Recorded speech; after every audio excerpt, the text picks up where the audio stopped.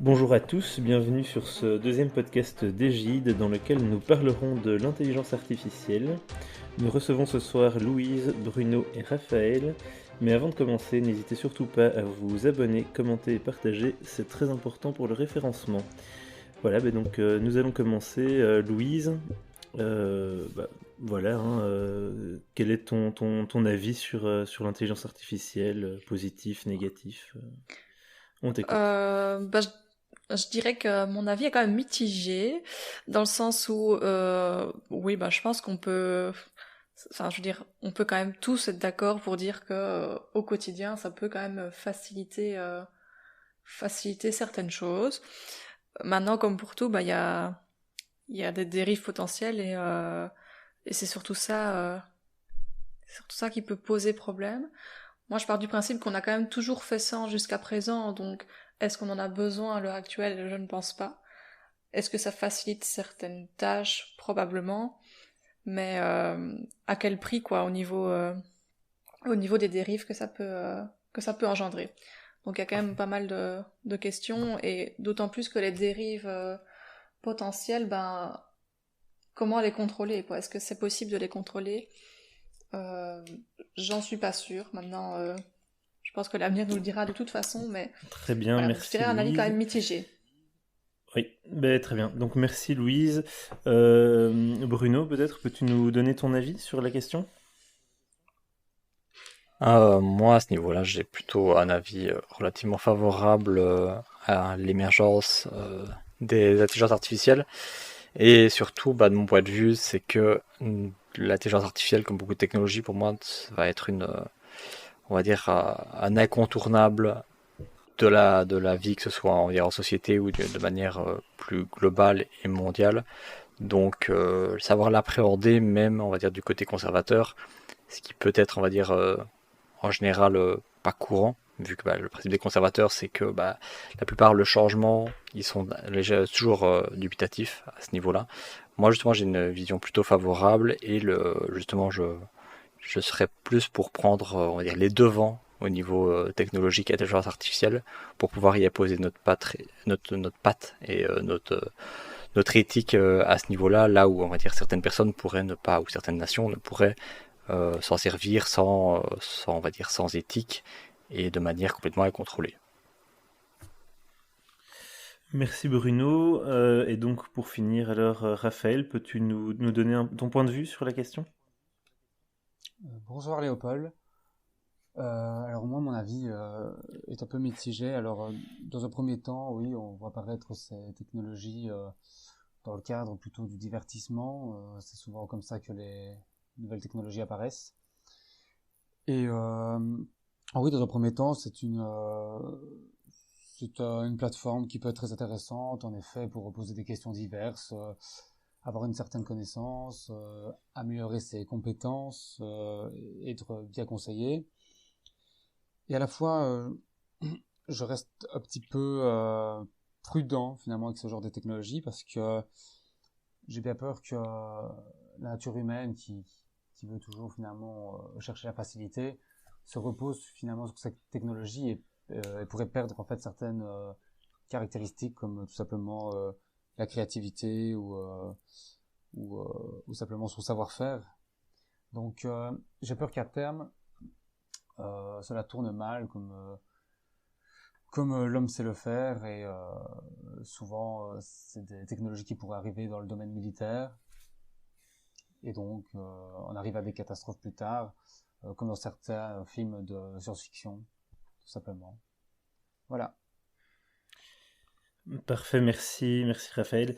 Moi en ce qui me concerne, j'ai un avis mitigé également, mais je pense que ce que moi je pense a été souligné par, en tout cas par par Louise et par Raphaël.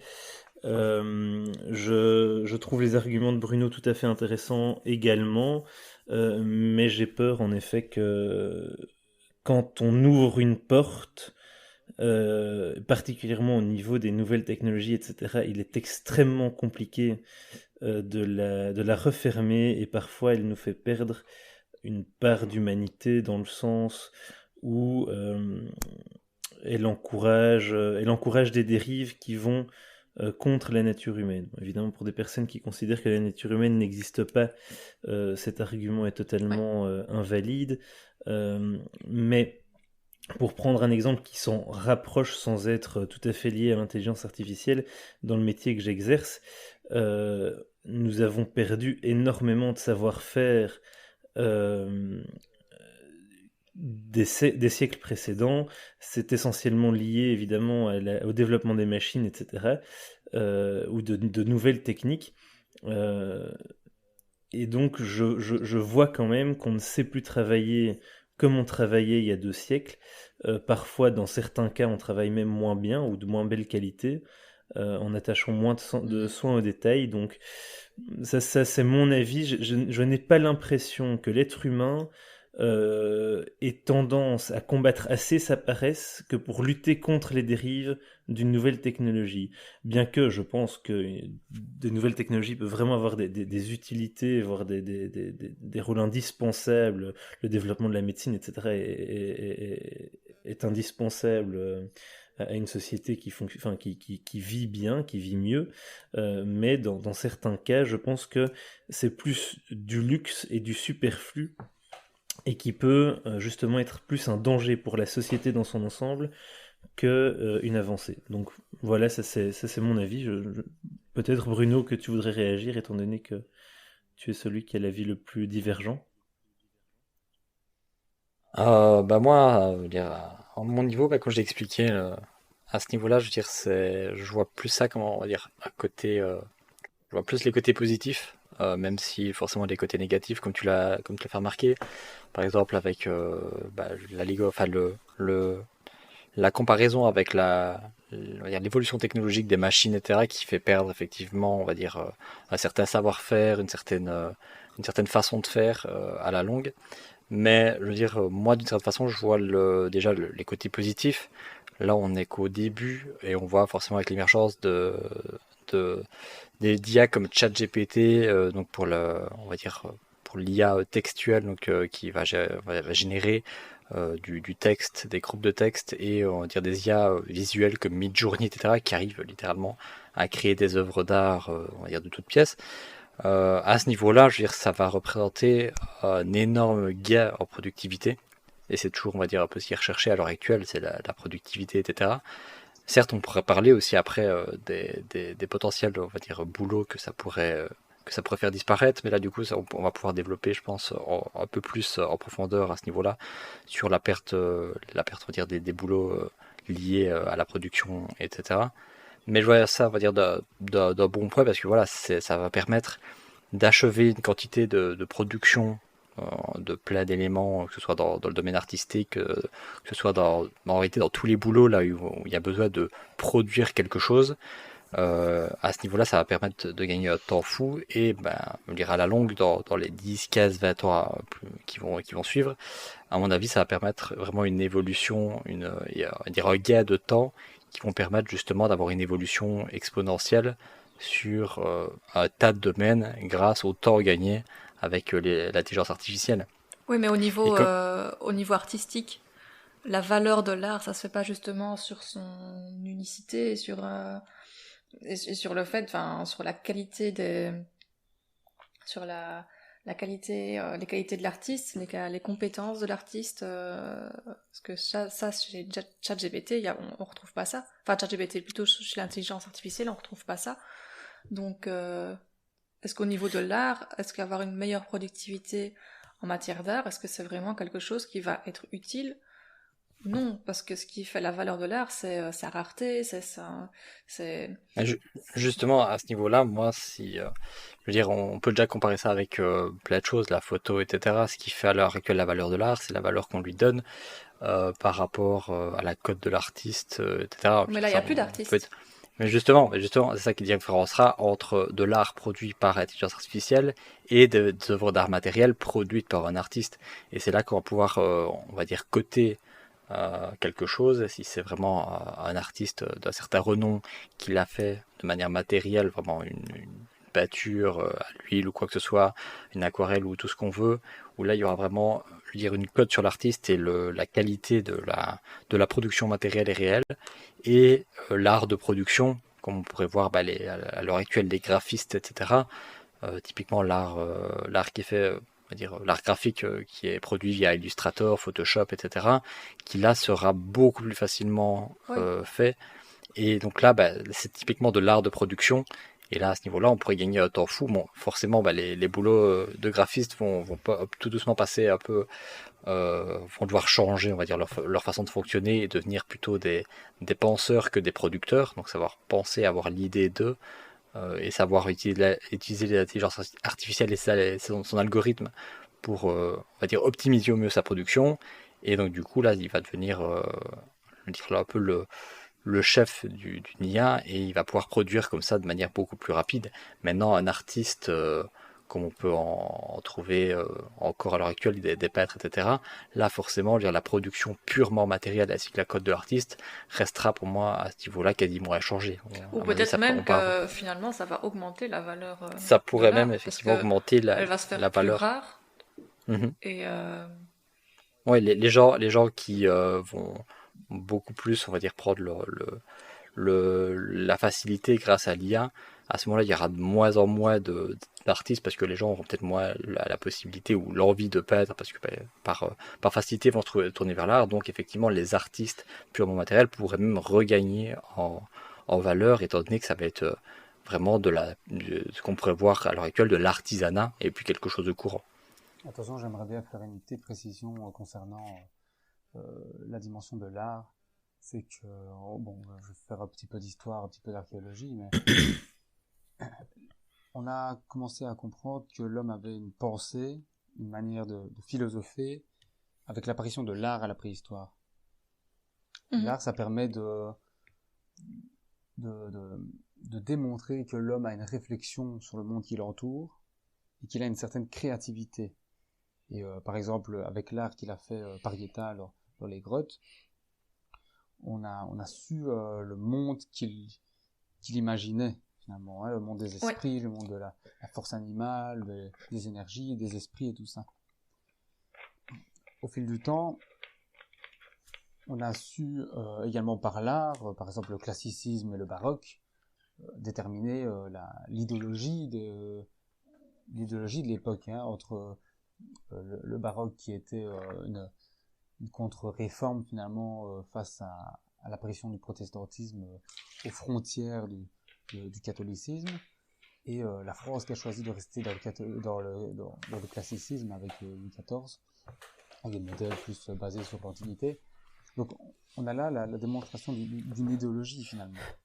Si l'homme ne crée plus, si l'homme ne fait plus de l'art, c'est-à-dire quoi? Il ne pense plus, il n'est plus capable d'avoir un savoir-faire, d'avoir des concepts, d'avoir des idées.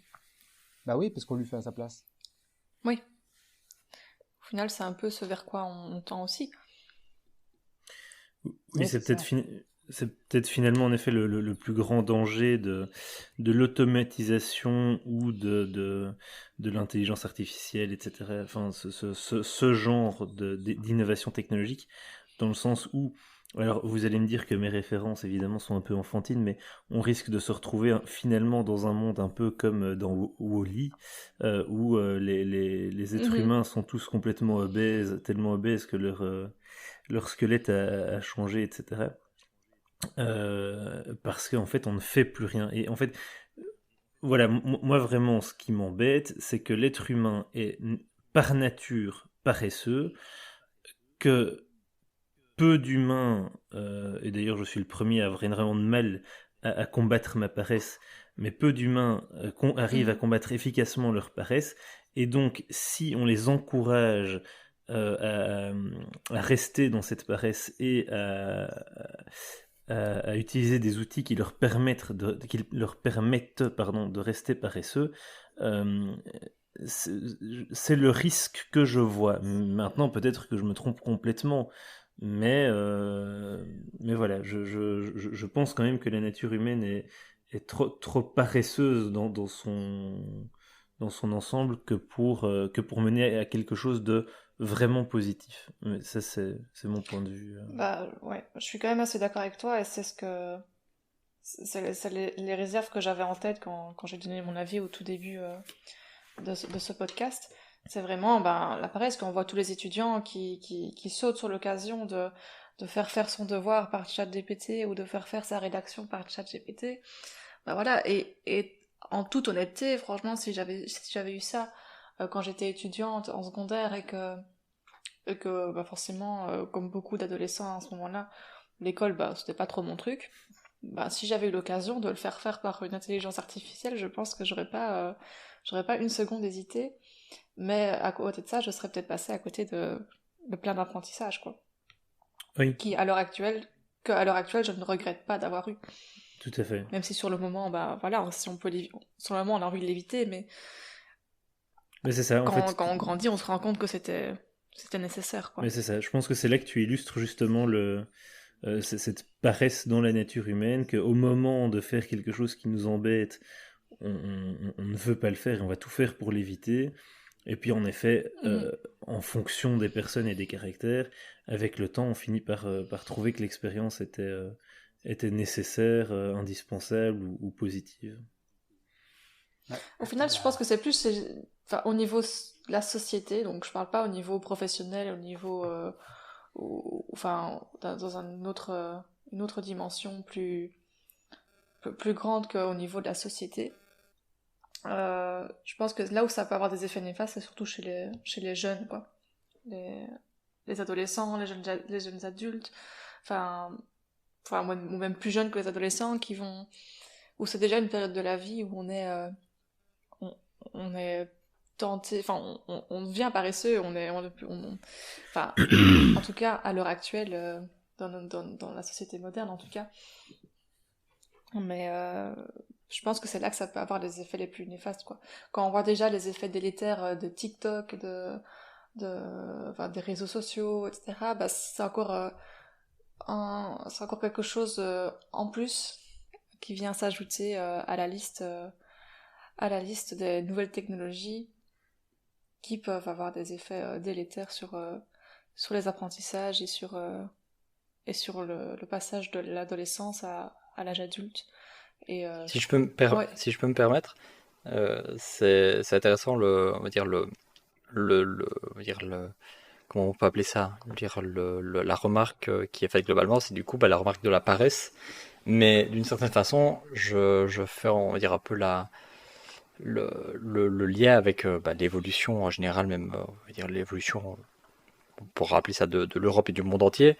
C'est, on pourrait se dire à l'heure actuelle, par exemple, je pourrais comparer ça avec l'activité physique. À l'heure actuelle, il y a, enfin, on va le dire, un manque d'activité physique globale dans la population. On sait que la plupart des gens devraient faire plus de sport, pour être en meilleure santé, etc. La plupart n'en foutent pas une. On va le dire clairement, dans la population, il y a un énorme taux de surpoids, surtout aux États-Unis.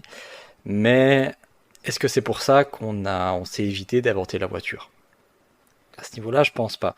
Est-ce que c'est pour ça qu'on s'est évité d'inventer les avions, les vélos, etc.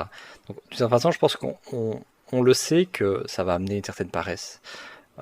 Et comme pour le sport, il faut, on va dire, s'obliger à, on va dire, sortir de sa zone de confort.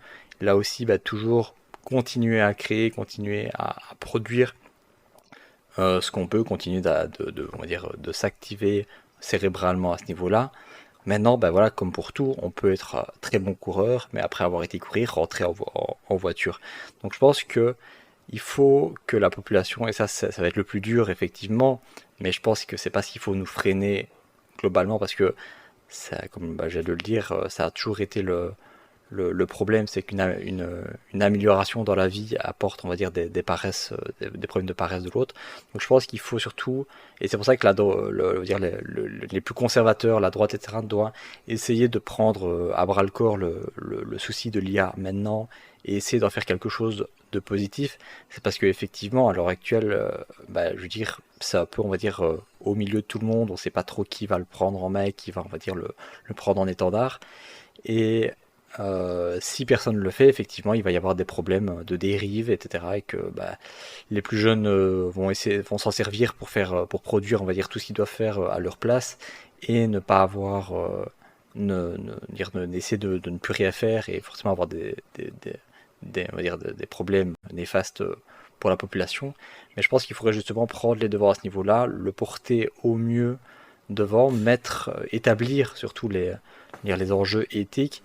Et comme pour la voiture, c'est-à-dire ce serait comme proposer une voiture à la population qui n'a jamais conduit une voiture de sa vie, se dire ok c'est bien, ça peut nous aider à aller plus vite, plus loin et faire mieux, mais à côté c'est pas pour ça qu'il faut arrêter de marcher. Et justement toujours, on va dire mettre on va dire des garde-fous et toujours on va dire faire ce qu'il faut pour que les gens n'aient pas une paresse qui on va dire soit on va dire nocive, mais on va dire soit quelque chose qui puisse vraiment s'allier on va dire à notre quotidien et pouvoir nous aider à aller au mieux. Donc Mais, voilà, euh, je pense vraiment qu'il faut on va dire Ouais. mais pour aller plus loin dans ton Ouais. analogie, ta métaphore de la voiture, c'est pas seulement donner une voiture aux gens et les inciter à continuer de marcher. C'est on donne une voiture aux gens, mais il faut quand même le code de la route aussi. Donc il faut quand même des limites, Oui, mais c'est des justement règles, ce que des je lois. disais, c'est pour ça que on va dire, les plus conservateurs, qui souvent sont ceux qui sont qui s'éloignent le plus de toutes les nouvelles technologies, qui les voient avec, on va dire, le plus de méfiance, devraient justement s'accaparer ça le plus rapidement que possible et se dire, on va mettre les pieds dans le plat et, on va dire, instaurer nous-mêmes, on va dire, des garde-fous. C'est-à-dire, à l'heure actuelle, le problème, c'est que qui va vraiment arrêter l'intelligence artificielle? Si demain des pays comme la Chine, etc., utilisent l'intelligence artificielle et ont une productivité de fou, on peut faire tout ce qu'on veut. Si on ne l'utilise pas, on va être mangé, on va être détruit, on va finir, on va juste finir dans une grotte avec des Chinois qui vont attendre qui vont attendre juste qu'on s'éteigne comme des vieils hommes du Néandertal, et eux au final auront gagné, on va dire, la guerre de la technologie et de la productivité, et de la production, etc. Donc à ce niveau-là, il faut le prendre, on va, à mon avis, passer dans une passe où on va être obligé de, on va dire, de l'utiliser pour pouvoir être toujours compétitif sur la productivité, sur tout ce qui est création et productivité dans l'industrie. Et justement, c'est pour ça qu'il faut le prendre avant tout le monde et essayer de s'accaparer les thèmes éthiques, etc., qui y sont associés pour pouvoir justement délimiter les garde-fous. Parce qu'effectivement, si on voit des idéologies comme la gauche, etc., qui s'accaparent de l'intelligence artificielle, à ce niveau-là, les garde-fous vont quand même être largement plus larges et on va dire, les garde-fous seront bien après le ravin. Donc on a bien le temps de se prendre un ravin et de tomber dedans. Donc là, voilà, la problématique, c'est que l'intelligence artificielle, d'un point de vue mondial, va être quelque chose en termes de production qui va être inévitable. Et pour moi, on va dire, essentiel que les plus conservateurs se disent pour une fois, on va prendre les devants et pas juste être le vieux gréachu derrière qui va attendre la dernière minute et au final être à la ramasse. J'entends bien ce que tu dis, mon cher Bruno. Toutefois, les règles sont faites pour être contournées. Donc on aura beau mettre des règles, un code de conduite, mettre des garde-fous, il y aura toujours des excès. Donc ça partira toujours dans un moment donné vers quelque chose d'extrême ou de néfaste. Alors je reviens un peu sur la paresse, en effet. Elle n'est pas propre qu'à l'homme. La paresse est aussi présente chez les animaux, naturellement. On a déjà vu des corbeaux qui prenaient par facilité les déchets de poubelles et qui arrivaient à faire certaines figures, qui avaient certaines techniques pour avoir de la nourriture facilement. Donc voilà, c'est propre à tous les êtres. Le problème de l'intelligence artificielle, c'est que c'est pas la facilité ou la paresse qui est remise en question. C'est une question d'existence même. Parce que si nous ne pensons même plus par nous-mêmes, est-ce que nous existons encore? Ça, c'est une question. Hein? Oui. C'est très cartésien, en tout cas. Il faut... Oui, en effet. Alors oui, il faut prendre naturellement le train en marche, comme tu dis, pour éviter d'être dépassés finalement par les autres nations. Et c'est certain, ceux aussi vont en profiter. Voilà, les conservateurs ont tendance à freiner un peu le mouvement en avant.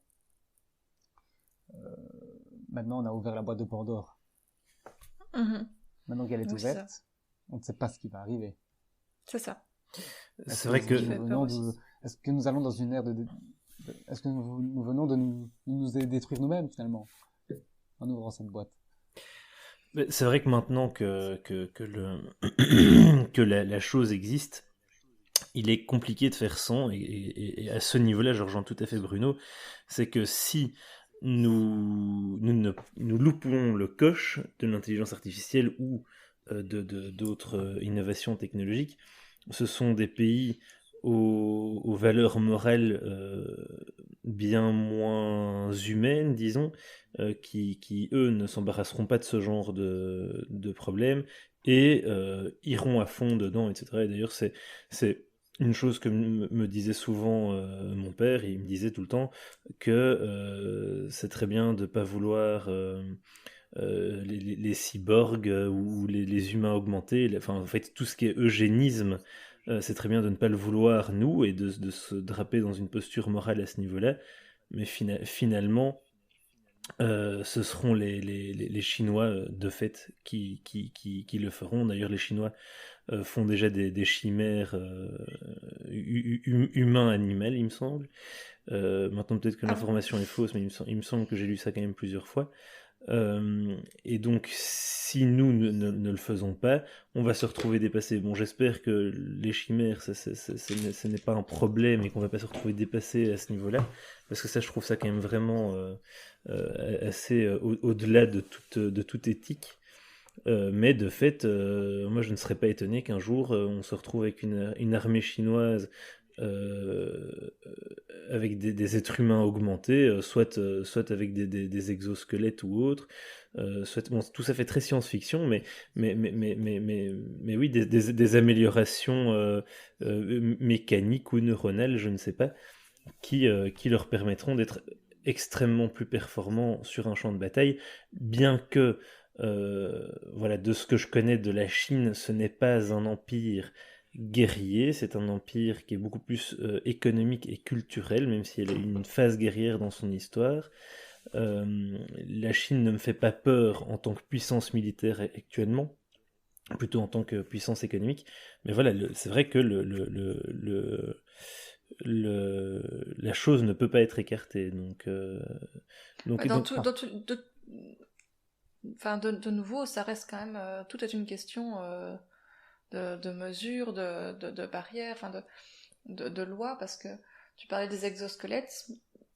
Oui, ce serait peut-être dramatique si une population plus guerrière, donc peut-être autre que la Chine alors, pouvait créer des exosquelettes qui rendraient les humains plus forts, et donc au niveau militaire, ça pourrait être une force pour eux. Et en même temps, des exosquelettes, ça pourrait être peut-être hyper chouette, hyper intéressant pour toutes les personnes paraplégiques ou des choses comme ça.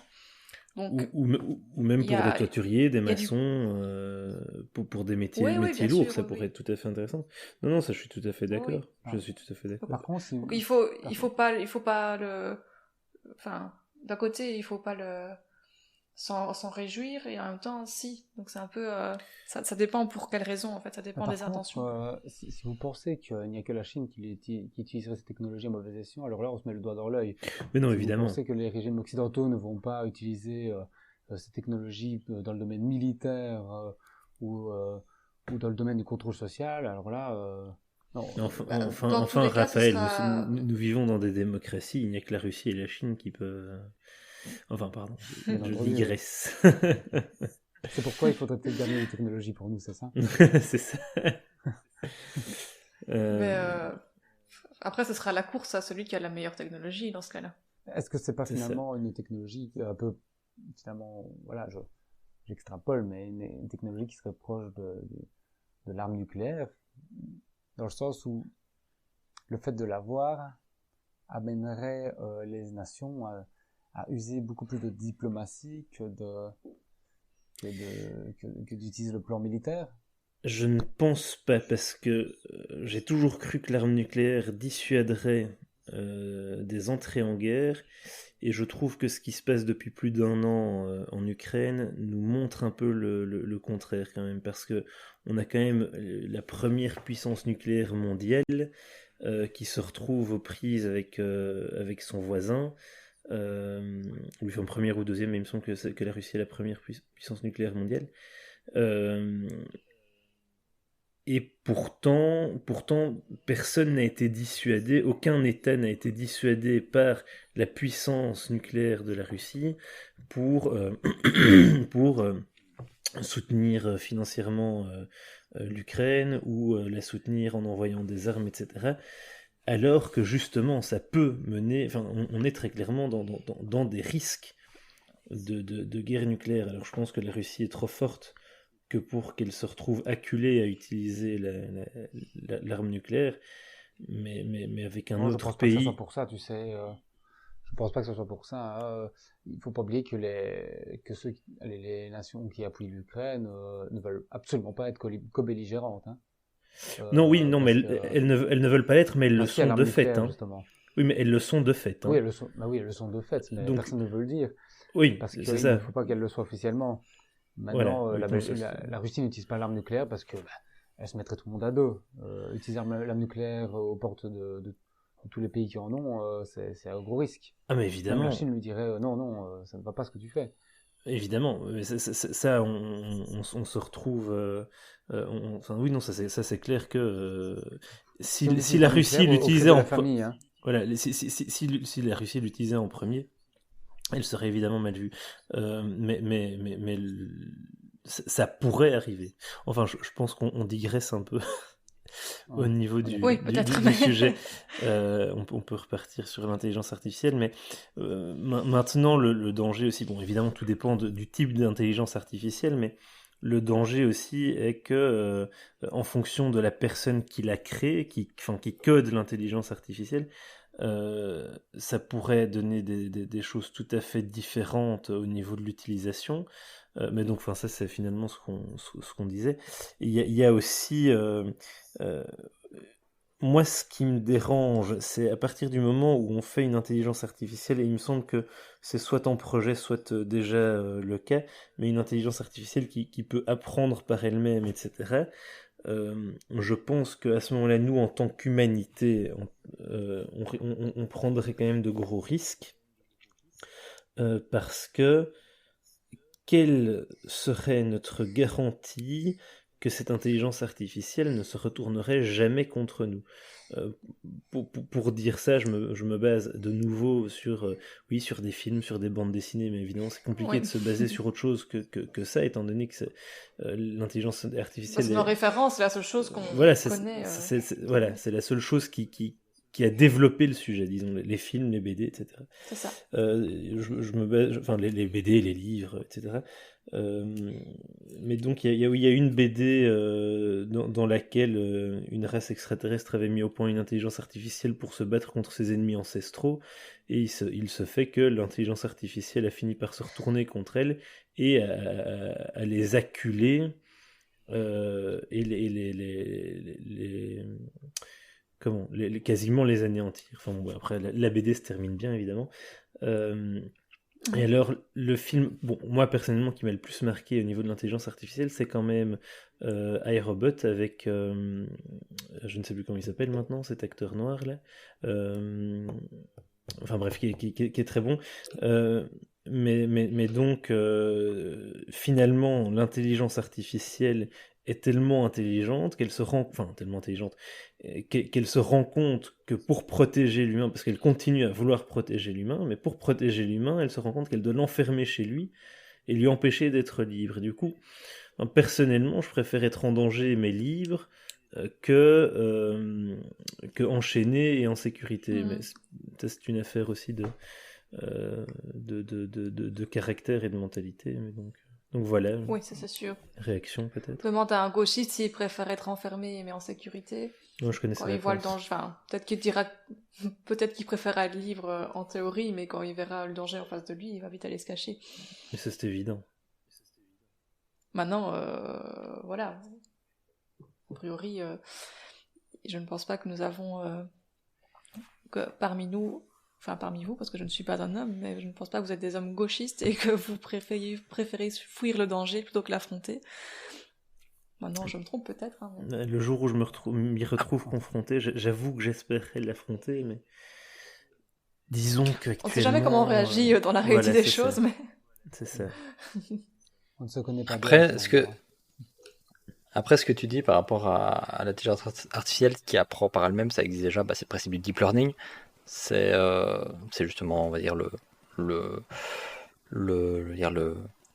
grand point fort des intelligences artificielles à l'heure actuelle, c'est qu'elles apprennent par les bases de données présentes sur Internet, etc. Donc, c'est-à-dire elles puisent dans la production humaine pour analyser la production, s'améliorer en continu et pouvoir créer de nouvelles choses. Donc, au final, ce que l'IA crée, en réalité, elle ne le crée pas, on va dire, de nulle part, elle crée de la production humaine. Donc, c'est là où il faudra toujours, entre guillemets, une certaine production humaine derrière pour pouvoir alimenter l'intelligence artificielle. Et c'est ce que, d'ailleurs, on disait tout à l'heure, le fait que il faut toujours une certaine présence humaine pour pouvoir alimenter l'IA, qui ne sera qu'une continuité et on va dire un mélangeur des inventions humaines. Mais sinon, par rapport forcément à la partie science-fictionnelle, c'est avec par exemple l'IA qui se retournerait contre l'humanité. Ça, on va dire, on a quand même pas mal de films qui parlent de ça, comme Terminator. Enfin, on voit Terminator avec forcément les robots. Le synopsis de Terminator, pour ceux qui n'ont jamais vu. Dans le futur, les robots ont pris le contrôle de la Terre et veulent grosso modo éradiquer l'humanité. Et forcément, déjà, il y a beaucoup de scientifiques, etc., de théoriciens qui ont parlé du fait qu'ils avaient peur que l'IA fasse ça. Mais justement, là-dessus, il y avait l'excellent Frédéric Delavier, pour ceux qui connaissent, qui avait justement, on va dire, donné un peu son avis là-dessus. Je trouvais ça assez pertinent d'un certain sens. Maintenant, à voir si ça s'adapte, si ça ça s'adapte à, on va dire, tous les points, les possibilités de la vie. Mais tout simplement, ceux qui avaient peur que l'intelligence artificielle d'une certaine façon, avec la robotique, essaye de nous supprimer, etc., comme dans le film, c'est intéressant de voir que son point de vue, c'est que tout simplement l'intelligence artificielle n'ayant pas les mêmes besoins en ressources que nous, parce qu'en réalité, ce qui crée surtout les conflits entre humains, etc., c'est toujours des conflits de ressources, comme lui le nomme la calorie. C'est toujours la recherche de la ressource qui est derrière quasiment tout conflit, hein, le fait de s'accaparer les ressources pour soi, son peuple et ses proches. On va dire dans la globalité, c'est, on va dire, une grande tendance à tous les êtres vivants. Étant donné que l'intelligence artificielle et la robotique ne nécessitent pas, on va dire, d'alimentation de type biologique, etc., le risque de conflit, si on peut appeler ça comme ça, n'est pas, on va dire, du même ordre qu'entre deux êtres vivants. Là, étant donné on va dire, les deux consciences, si on peut appeler ça, parce que l'IA pour le moment n'a pas vraiment de conscience, mais je veux dire, les deux intelligences se développent sur deux plans bien différents, que ce soit l'un biologique et l'autre, on va dire, numérique. À ce niveau-là, l'intelligence artificielle n'aurait aucun, on va dire, intérêt à vouloir nous supprimer, etc., étant donné qu'on ne vit tout simplement pas sur le même plan, et il n'y aurait aucune raison de rentrer en conflit, étant donné que on n'a pas les mêmes besoins, voire même l'IA pour le moment a toujours besoin de nous que pour être alimenté en serveur, électricité, etc. Donc c'est pour ça que, d'une certaine façon, je pense que c'est pas encore à l'ordre du jour de nous voir, on va dire, supprimés par une quelconque intelligence artificielle.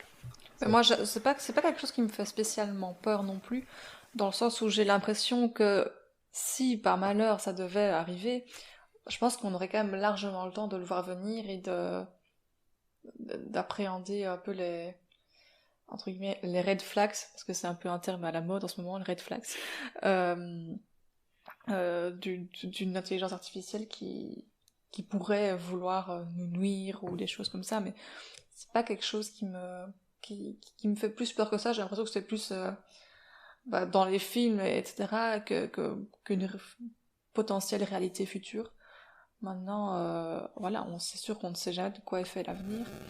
Et, euh, et c'est vrai qu'au final, quand on regarde d'un point de vue biologique l'être humain, certes, l'intelligence artificielle n'a pas les mêmes besoins physiologiques, biologiques que l'être humain, mais quand on connaît un petit peu le fonctionnement d'un cerveau, des neurones, des synapses qui connectent, qui connectent vraiment tous les neurones entre eux,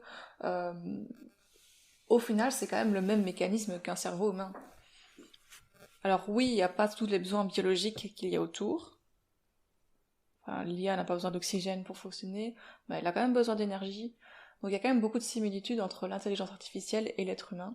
Maintenant, à voir à long terme, quand le deep learning aura peut-être été un peu plus approfondi chez certaines IA, si ça peut, on peut en arriver à vraiment avoir quelque chose de, de proche de l'être humain, quoi, en termes de conscience ou quoi. J'aimerais faire une Mais petite encore une fois, parenthèse, justement, on parle de science-fiction, là. Je veux dire pourquoi je n'aime pas la science-fiction. Parce que pour moi, la science-fiction, ça a toujours été non pas le résultat artistique de l'imagination humaine, mais pour moi, c'est la matérialisation des volontés et des fantasmes de l'homme. Ouais. Dans le sens où, pour moi, la science-fiction a toujours été un moteur et un but pour l'homme. Et je trouve qu'avec l'intelligence artificielle, le fantasme a rejoint la réalité. Et que jusqu'où irons-nous? Parce que finalement, tu disais, Louise, qu'on crée finalement cette intelligence artificielle, cet ordinateur, un peu à l'image de l'homme, donc avec des fonctionnements un peu similaires. Finalement, on est en train de créer la machine à notre image. Ouais. Nous prenons pour des dieux. Jusqu'où irons-nous? Bah, disons qu'on demande à l'intelligence artificielle ce que l'humain... Enfin, on demande des choses que l'humain avait pour habitude de faire. Donc on demande au final un peu à l'intelligence artificielle de remplacer l'humain sur certaines tâches. Jusqu'où irons-nous? Forcément, oui, c'est ça. Comme tu dis, jusqu'où irons-nous? Voilà, voilà, dans la science-fiction, c'est un fantasme. Je dis pas que ça se réalise toujours, hein, mais bon, en tout cas, je tiens à remettre l'église au centre du village. Les premiers terriens qui ont marché sur la Lune, c'est quand même Tata et Milou, hein. Mais c'est vrai. Mais voilà, quand on voit des œuvres de Jules Verne, par exemple, avec toute cette technologie qu'il avait imaginée, alors je dis pas que tout s'est réalisé, mais il y a eu du fantasme. Le fantasme de la voiture volante, c'était il y a plus d'un siècle. Un jour, on la fera. Ah oui, c'est sûr. Un jour, on la fera. On l'a voulu, on le fera. Maintenant, oui, je suis d'accord avec toi. Voilà, il y a des fantasmes dangereux. Les fantasmes ne sont pas tous faits pour être réalisés, hein. Oh, c'est sûr. Oui, bien, je trouve que ça conclut très bien cette discussion. Évidemment, c'est un sujet assez vaste pour que nous puissions en parler des heures. Nous sommes, hélas, tenus à quelques contraintes au niveau du temps. Merci à tous les trois, en tout cas, pour cette discussion super intéressante, notamment parce que les avis n'étaient pas tous les mêmes. Et c'était très agréable de pouvoir s'écouter et se laisser parler. J'aimerais faire une petite conclusion, si ça ne t'embête pas. Mais je t'en prie. Juste 2-3 mots. J'aimerais bien m'adresser finalement aux auditeurs et particulièrement aux jeunes qui nous écoutent. C'est que il ne faut pas oublier que la créativité, la réflexion, le fait d'avoir des conceptions, des idées, c'est ce qui vous individualise. Et en être dépourvu, ça vous réduirait à l'état de bête ou d'animal. Soyez des hommes, soyez des êtres humains et soyez créatifs. Eh bien, très bien. Eh bien, Raphaël, merci beaucoup pour cette belle conclusion. Espérons que ceux qui nous écouteront, en tout cas, se rappelleront toujours, se demanderont toujours, quand il y a une évolution technologique, enfin, ou en tout cas avant d'utiliser un outil, qu'est-ce que cela m'apporte et qu'est-ce que cela me coûte. Et donc voilà, en tout cas, je suis ravi que nous ayons pu amener notre petite pierre à l'édifice à ce niveau-là. Voilà, merci à tous les trois et bonne soirée.